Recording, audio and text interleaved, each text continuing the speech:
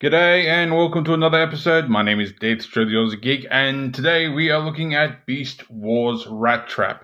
Yes, this is the original Rattrap that came out in the 90s with Beast Wars' original release. This is not a reissue. This is not a rebuy. This is a legit first generation Rattrap. I usually call him G1 Rattrap because, as far as I'm concerned, G1 Beast Wars, same continuity, so it's how it works. I will say he was a bit of a pain to do this review for because A, I had to figure out where I put his gun. B, he doesn't stand up too well. He's got a bit of a backpack. And 3, because of the short amount of time I did preparing this episode, I didn't really get a chance to go in there with some nail polish and tighten up his joints.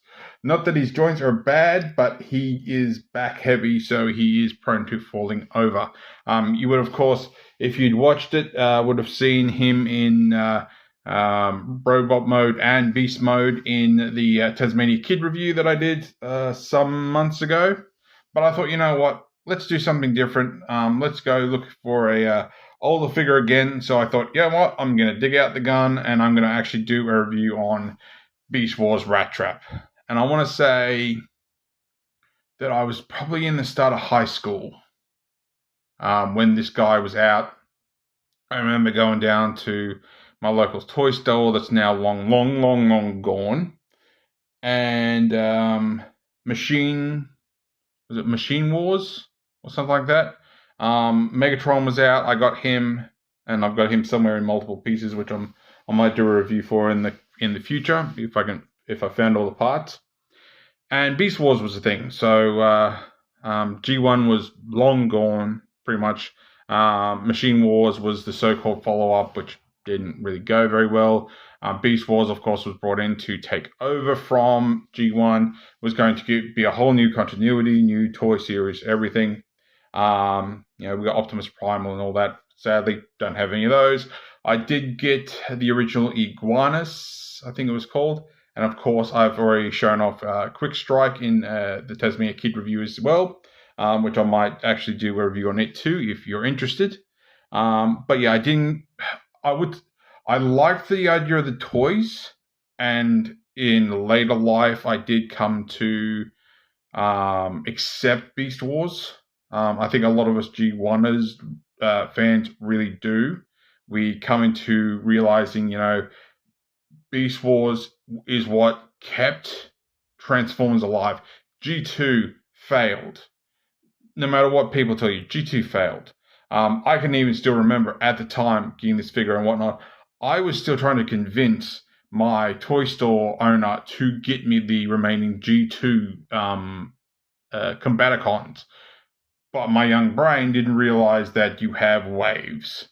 And once one's finished, you go to the next, and Beast Wars was the next. G2 was dead. I'm sure he tried, but my brain just didn't understand that the toys were finished. They ain't going to make them anymore. Yes, I can get G2 versions now, and I honestly wish Zeta had brought out G2 Combaticons. I would have got that whole set. But, I thought, you know what, I'll get into Beast Wars. I was, I had my own little bit of pocket money here and there. I can't even remember how much this guy cost me. It wasn't that much. I think maybe $8-9 something. I could be wrong. My mate, it was a long while back. I didn't get too many of these, and I literally stopped. Quick Strike was the end for toys for me for the longest time. I was grown up and I was a teenager and I didn't need toys anymore. And now look at me, I've got a YouTube channel and I collect figures of all the characters that I would have loved as a kid. But that's neither here nor there. So here is Rattrap. I won't lie, I always did like the character. I did watch small portions of the series growing up. It used to be on Prime, it's sort of splintered off in a couple of different ways nowadays. But Prime was where Beast Wars was, and my parents didn't actually have an aerial very strong to actually pick that up, so I missed out on a lot of the Ninja Turtles as well, which is why I ended up seeing more G2 and Techno Man and stuff. But I did see the odd, very, very hazy episode of Beast Wars. And of course, later on, while I don't own the whole series, I do know a mate of mine who had the entire series, so I was actually able to sit down and watch it. And of course, now you can find it wherever you can find it. So here he is. Here is Rattrap. And he does look good. I do like him. I always have liked the look of him. Yes, he has got a lot of kibble. There was no way they were going to get complete show accuracy, and I don't quote me on it, but I'm pretty sure they had these designs all worked out before they even got to the cartoon, considering Optimus was a bat and Megatron was an alligator. I want to say alligator, not crocodile. Which, of course, we did see they redid, I want to say it was Wolf of Cybertron, Skull Smasher, because they changed his name and recolored him into Beast Wars Megatron, or Concept Megatron, whatever you want to call him. And they did a recolor of Mind Wipe, a recolor remold into Optimus Primal. They called it something else, something Convoy or something. I can't remember right now. So yeah, he does look good. Like I said, he does look good.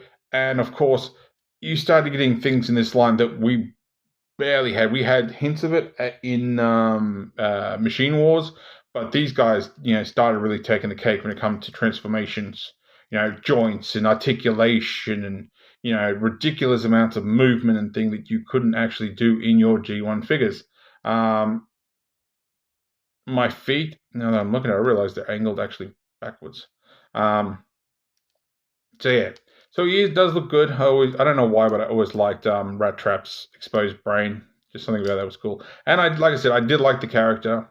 I don't have any of the masterpiece versions of these guys. Sadly, I just never really. I thought to myself, I'm only going to do G1. But I picked up Tasmania Kid because Aussie. But I was glad that I got this Rattrap, which was pretty cool. When he wants to hold his gun. So articulation-wise, because we'll just put the gun to the side, his head can do a full 360. It can't look up. It can look down. I think it's on a ball joint on the inside of the neck, not in the head itself. I think it's actually on the neck. So you do get a look down, which is going into his chest piece. Arms can do a full 360 on a ball joint, but due to the backpack, it's in the way.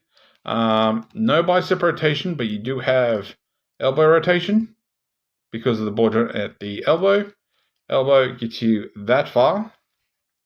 Nothing at the Nothing at the wrist, fingers, or thumb. It's one solid piece. There is no ab crunch, or waist swivel, because if it did, this transformation wouldn't work. You do have thigh swivel, thigh rotation. My words are really not working now. By the way, arm gets out that far, leg gets out that far, and as you can see, it's trying to bounce back. I think it might be just the joints themselves. But then again, I could be putting some friction on the actual inside here. So it does go up that far, but it's just pushing back down. But you can see it better that way.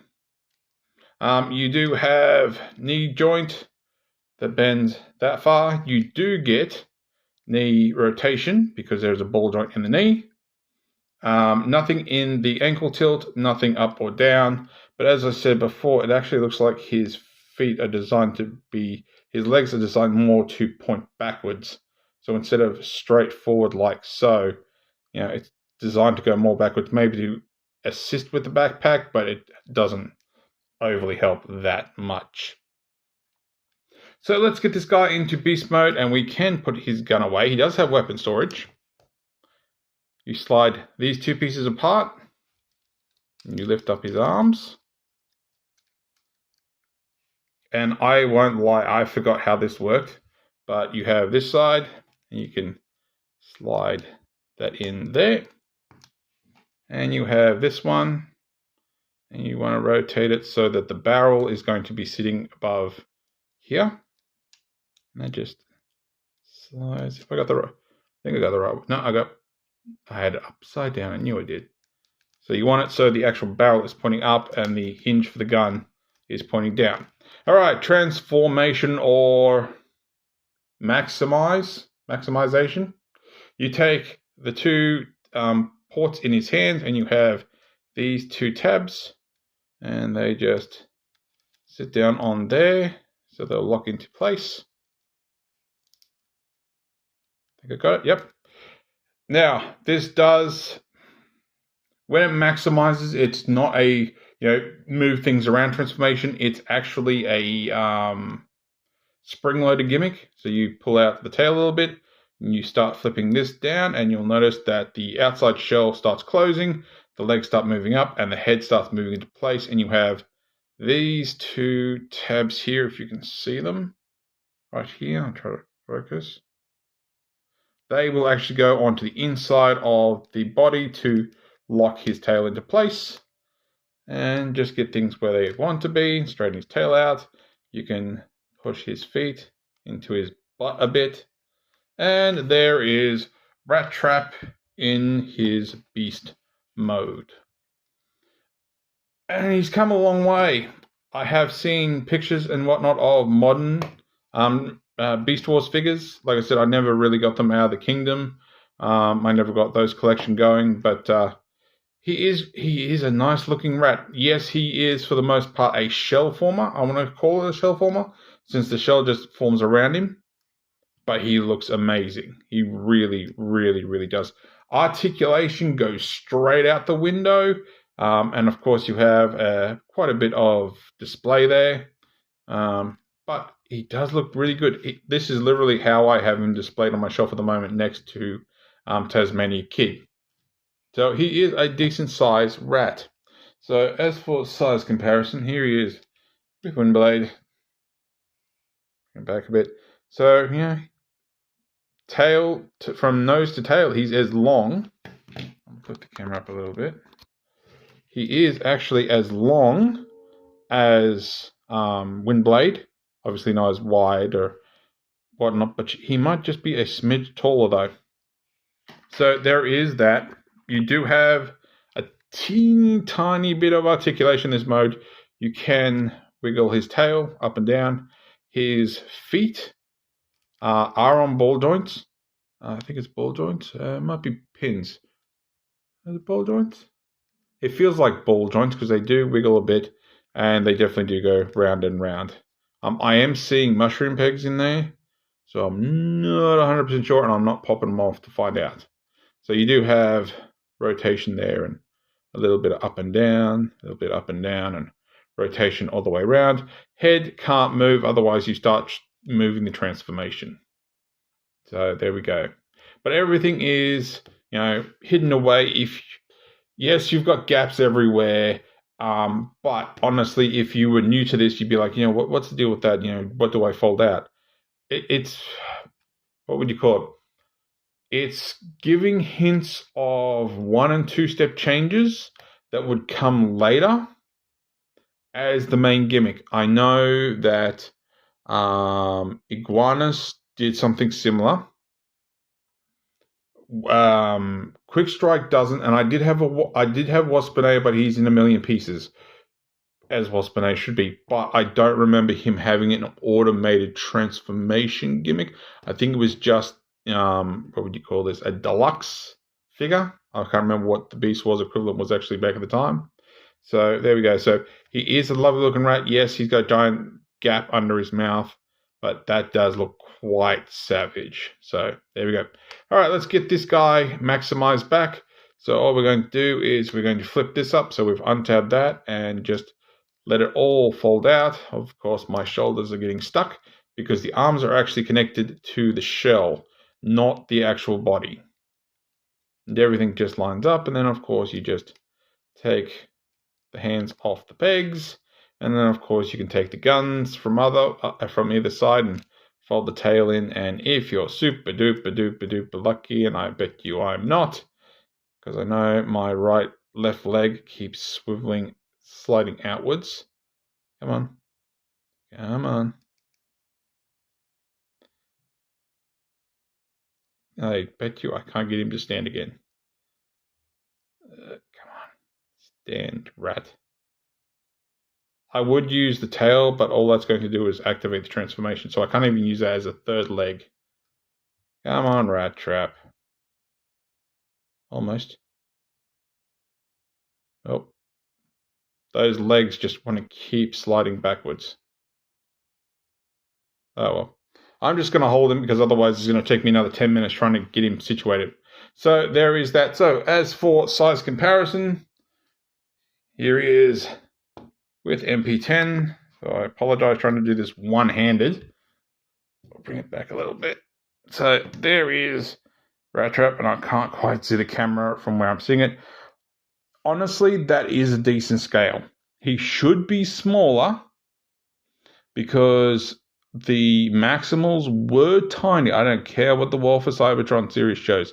The proper G1 Beast Wars, or proper Beast Wars, let's call it what it is, the proper Beast Wars, the Maximals and Predacons were smaller robots to what they were compared to the Autobots and Decepticons, because I can't remember, I think it's the actual episode where they find the Ark, spoilers if you haven't seen it, they note that they were energon guzzling forms. So the fact that they got smaller to preserve energon and energy was the way of dealing with it. They got smaller, and of course the Autobots and Decepticons at some point got phased out on their own world. And of course they went back and found Optimus and Megatron and all that, because once again, spoilers, Megatron left his future Predacon self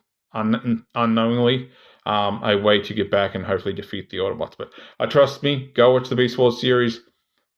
There's a lot less characters, but it's a lot more intimate and personal for them, honestly.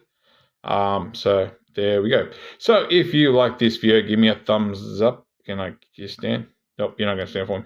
If you like this video, give me a thumbs up. If you didn't like this video, give me a thumbs down. I promise you it will not hurt my feelings. Subscribe, ring that bell, leave me a comment, and thanks for watching. I'll catch you later.